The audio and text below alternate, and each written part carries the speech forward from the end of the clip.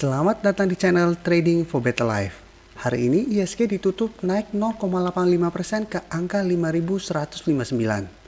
Di video ini saya akan menganalisa saham-saham yang telah teman-teman request pada postingan Instagram Trading for Better Life. Semoga analisa yang diberikan ini bisa bermanfaat dan membantu teman-teman dalam mengambil keputusan. Untuk teman-teman yang sahamnya belum sempat dianalisa hari ini, masih bisa merequest kembali pada postingan Instagram Trading for Better Life yang dipost setiap hari Selasa dan Jumat. Dan bagi teman-teman yang belum subscribe channel ini, silakan tekan tombol subscribe agar tidak ketinggalan informasi dan analisa saham terbaru yang akan diupload setiap harinya. Support terus channel ini dengan cara like dan share video ini agar channel ini makin berkembang dan bisa membantu lebih banyak orang.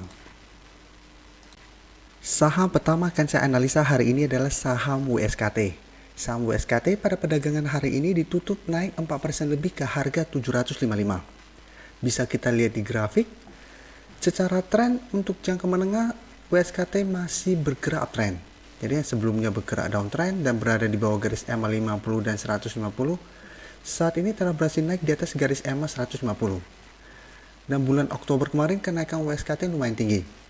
Tapi jika kita lihat setelah kenaikan tinggi, berusaha break dari garis EMA 150 dan pada saat naik mendekati harga 800, WSKT mulai turun kembali. Dan kemarin WSKT sempat berada di bawah garis EMA 150. Dan hari ini berhasil naik kembali di atas garis EMA 150 ini. Untuk garis MACD jika kita lihat saat ini masih bergerak sideways. Jadi sebelumnya bergerak naik, saat ini sideways. Jadi untuk jangka pendek memang WSKT saat ini mulai bergerak sideways. Tapi untuk tren jangka menengah saat ini masih uptrend. Sekarang kita akan coba lihat dulu apa yang dilakukan bandar dan asing pada kenaikan hampir 5% ini. Dari data broker summary bisa kita lihat bandar malah melakukan distribusi dengan jumlah yang lumayan besar. Jadi pada saat kenaikan 4% ini bandar malah melakukan distribusi. Sedangkan dari data pergerakan asing terlihat asing juga melakukan distribusi. Dan sekarang coba kita lihat data pergerakan asing. Dari data pergerakan asing jika kita lihat dalam 2 minggu terakhir ini asing juga masih terus melakukan distribusi pada saham ini. Jadi dari data yang kita dapat untuk teman-teman yang tujuannya hanya trading jangka pendek dan hari ini telah berhasil membeli saham WSKT, pertimbangkan untuk take profit apabila WSKT masih gagal break dari harga 800. Jadi apabila dalam 1 minggu ke depan WSKT saat menyentuh atau mendekati harga 800 mulai turun kembali, teman-teman ingin take profit bisa take profit dulu, setelah itu tunggu kembali di bawah garis EMA 150 atau di garis EMA 50 nya. Sedangkan untuk teman-teman yang telah berhasil membeli saham WSKT di sekitar harga 500-an dan memang tujuannya untuk investasi atau trading jangka menengah dan jangka panjang, menurut saya saham ini masih sangat layak untuk di hold.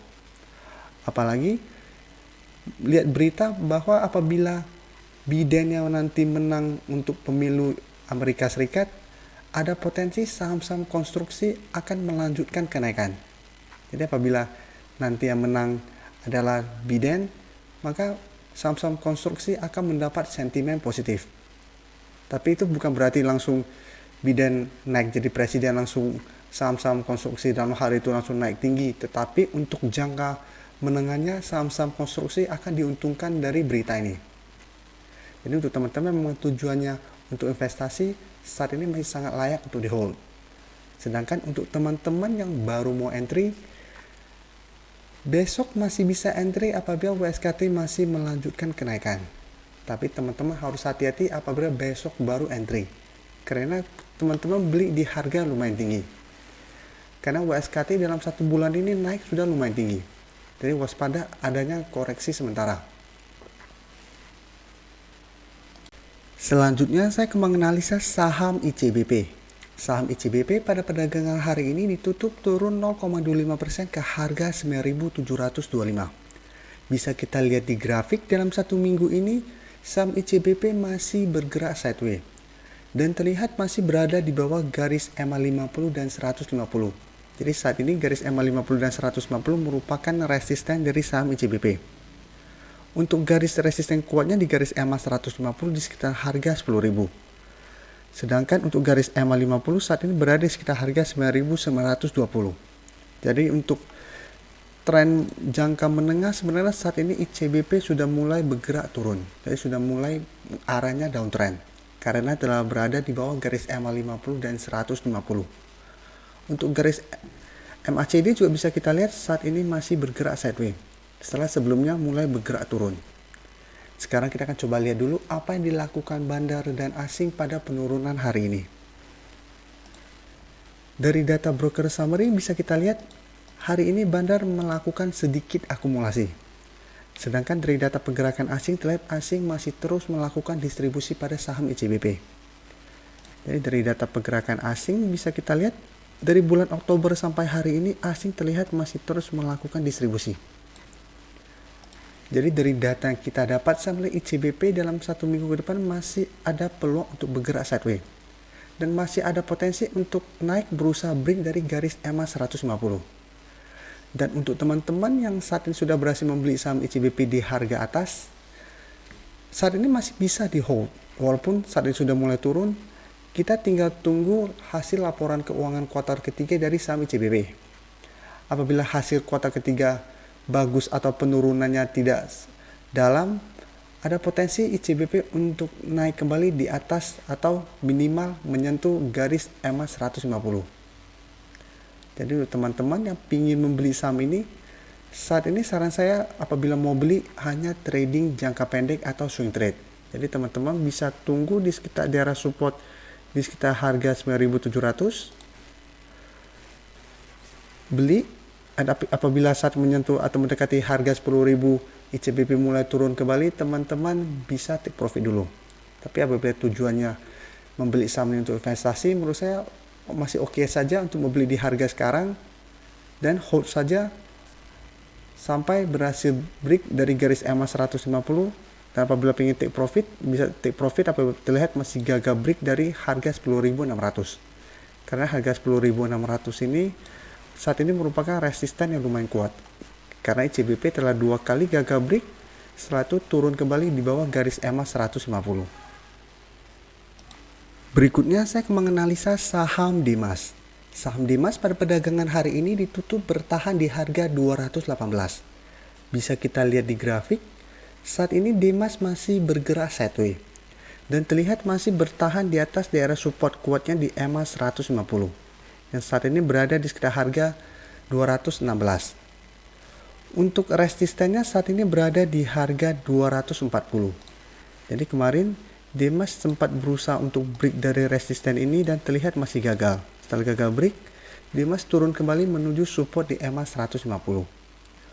Untuk garis MACD jika kita lihat saat ini telah berpotongan dan mengarah ke bawah. Sekarang kita akan coba lihat dulu apa yang dilakukan bandar dan asing pada perdagangan hari ini. Dari data broker summary bisa kita lihat hari ini bandar masih melakukan akumulasi. Sedangkan asing terlihat mulai melakukan distribusi pada saham ini. Dari data pergerakan asing jika kita lihat, bulan Oktober kemarin asing mulai masuk. Tapi 1 minggu terakhir ini asing terlihat mulai keluar dari saham ini. Jadi dari data yang kita dapat, sebenarnya Dimas dalam 1 minggu ke depan masih akan bergerak sideways. Dan masih ada peluang besar untuk bertahan di atas daerah support kuat ini. Jadi masih akan bergerak dalam range harga, support di harga 216. Dan resisten harga 240. Karena saya melihat Dimas masih ada potensi untuk balik kembali mengetes daerah resisten di harga 240. Jadi untuk teman-teman yang ingin membeli saham ini, sebaiknya tunggu adanya candle putih di saham Dimas ini baru teman-teman entry. Dan karena hari ini Presiden Jokowi baru menandatangani Undang-Undang Cipta Kerja, ini akan berdampak sangat positif untuk saham-saham di lahan industri. Karena apabila Undang-Undang Cipta Kerja ini mulai dijalankan, banyak perusahaan-perusahaan asing yang akan masuk dan akan memulihkan lahan. Karena itu, saham-saham seperti Dimas, Kija, SSIA, dan BEST ada potensi untuk naik pada jangka menengah dan jangka panjangnya. Tapi untuk jangka pendek saat ini memang masih akan bergerak sideways. Jadi untuk saham-saham seperti ini, apabila teman-teman ingin investasi, bisa koleksi mulai dari sekarang. Karena saat ini harga-harga untuk saham-saham ini masih lumayan murah. Tapi apabila tujuannya swing trade, bisa beli di sekitar harga garis EMA 150 di sekitar harga 216 sampai 220, take profit apabila terlihat masih gagal break dari harga 240. Saham terakhir akan saya analisa hari ini adalah saham Sril. Saham Sril pada perdagangan hari ini ditutup naik 11% lebih ke harga 226.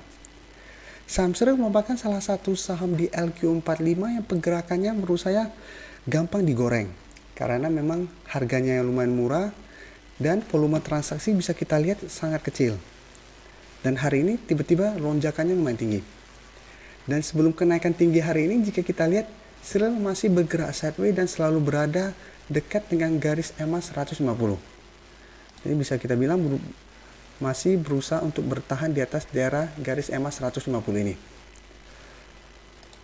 Dan garis MACD bisa kita lihat saat ini mulai mengarah ke atas. Sampai saat ini saya mencari berita tentang laporan keuangan kuartal ketiga untuk saham Sril memang masih belum dapat. Tapi apabila saya melihat dari data laporan keuangan Sril di sekuritas, sudah terlihat bahwa kuartal ketiga dari Sril sudah keluar dengan EPS yang naik dibandingkan tahun yang lalu. Jadi kuartal ketiga Sril untuk EPS tahun ini lebih tinggi dari tahun 2019. Dan untuk teman-teman yang memang fokus pada fundamental, biasa memang suka membeli saham Sril. Walaupun secara teknikal pergerakan saham Sril susah dianalisa, tapi secara fundamental banyak yang suka saham ini. Karena mungkin alasannya PR-nya kecil dan perusahaan ini fokusnya ke ekspor. Tapi di sini kita tidak bahas fundamental, tapi kita coba lihat secara teknikal. Apabila kita lihat bentuk candle kenaikan tinggi hari ini, menurut saya kurang bagus. Karena hari ini Sril sempat naik menyentuh harga 240. Jadi naik lumayan tinggi. Dan setelah itu ditutup di harga 226. Sehingga terbentuk shadow yang lumayan panjang. Dan bisa kita lihat sebelumnya Sril juga sempat naik lumayan tinggi seperti hari ini. Walaupun kemarin yang pada saat itu candle yang terbentuk lebih bagus daripada saat ini. Tapi bisa kita lihat setelah kenaikan tinggi waktu itu Sril mulai turun kembali. Dan tetap jika kita perhatikan resisten tetap di harga 240.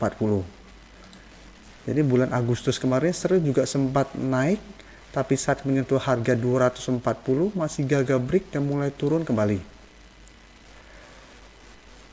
Sekarang kita coba lihat dulu apa yang dilakukan bandar dan asing pada kenaikan 11% ini. Dari data broker summary teman-teman bisa lihat bandar malah melakukan distribusi dengan jumlah besar pada kenaikan 11% ini. Jadi bandar malah melakukan distribusi, bukannya akumulasi pada kenaikan tinggi ini. Dan asing juga bisa kita lihat malah melakukan distribusi. Jadi dari data pergerakan asing, distribusi yang dilakukan hari ini lumayan besar apabila kita bandingkan dengan distribusi yang dilakukan dari bulan Oktober. Jadi biasanya distribusi yang dilakukan di bulan Oktober paling besar itu 1,95. Jadi 1,9 billion, tapi hari ini distribusi yang dilakukan 11 billion. Jadi selama 1 bulan terakhir ini, hari ini distribusi yang paling besar. Padahal harga naik sangat tinggi. Jadi dari data yang kita dapat ini, untuk teman-teman yang hari ini telah berhasil membeli saham Sril, sebaiknya hati-hati. Bisa saja kenaikan tinggi hari ini hanya jebakan oleh bandar. Untuk teman-teman telah berhasil membeli di sekitar daerah support di harga 200 atau di sekitar garis EMA 150, masih ada potensi untuk take profit.